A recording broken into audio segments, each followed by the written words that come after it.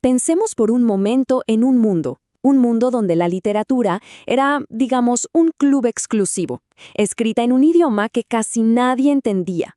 Ahora, imaginemos el instante exacto en que todo eso empezó a cambiar. Bueno, de eso vamos a hablar hoy, del Trecento italiano. Esa fue la chispa que lo inició todo para la literatura moderna.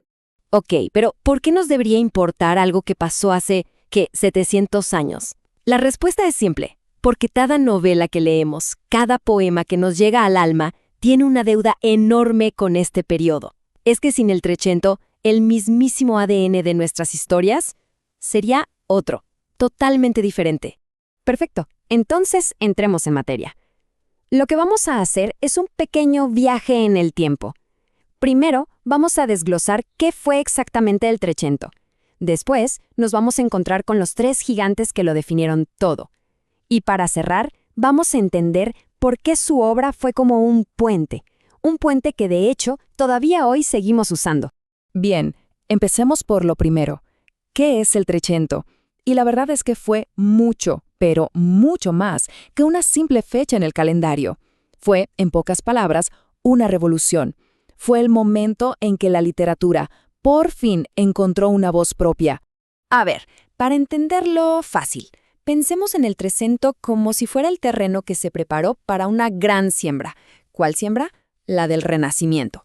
Todavía no era la explosión de flores y frutos que vino después. No, pero fue ese momento crucial en que se preparó la tierra, se plantaron las semillas y, claro, empezaron a salir los primeros brotes. Y es que este contraste lo explica todo. Miren, por un lado tenías la mentalidad medieval, la mirada siempre puesta en Dios, en el más allá, y todo escrito en latín, para una minoría. Y de repente, ¡pum!, llega el Trecento y le da un giro de 180 grados a todo. El foco ahora está en la experiencia humana, en la vida, en lo que sentimos, y lo más importante, todo escrito en el idioma que hablaba la gente. Claro, y este nuevo enfoque en lo humano, bueno, tuvo un impacto tremendo. La literatura de pronto se empezó a sentir, pues, más real. De repente tenemos personajes que luchan con emociones súper complejas, no solo símbolos o alegorías. El amor, la vida de todos los días, ya no eran cosas menores, ¿saben? Se convirtieron en el centro del arte. Y los escritores, se volvieron verdaderos artesanos, obsesionados con la forma, con la perfección de cada verso y cada frase. Entonces, ¿quiénes fueron las mentes maestras detrás de esta revolución?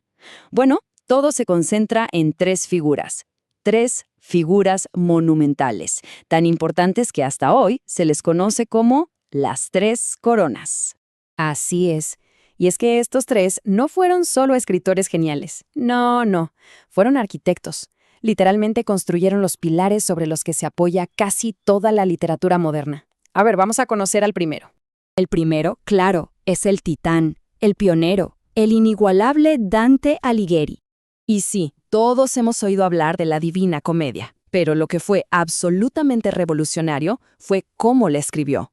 Dante agarró el idioma de la calle, el italiano que hablaba la gente, y lo usó para crear un poema épico sobre todo. El cosmos, Dios, el alba. Con esto le demostró al mundo que no hacía falta usar el latín para hablar de las cosas más profundas y complejas de la existencia. Y de las alturas cósmicas de Dante, ahora damos un giro y nos vamos hacia adentro, hacia el corazón humano. Ahí nos encontramos con la segunda corona, Francesco Petrarca. Petrarca se podría decir casi que inventó el poema de amor tal como lo conocemos hoy. Con su obra El Canzoniere, la poesía se convirtió en un espejo del alma del poeta, de todas sus contradicciones y su mundo interior. Esta idea del yo poético, de poner los propios sentimientos en el centro, fue algo totalmente nuevo y marcó el camino para la poesía de los siglos que vinieron. Y llegamos a la tercera corona, el maestro del relato, Giovanni Boccaccio. A ver, si Dante nos dio la épica y Petrarca la poesía del yo, Boccaccio nos regaló la prosa, el cuento moderno.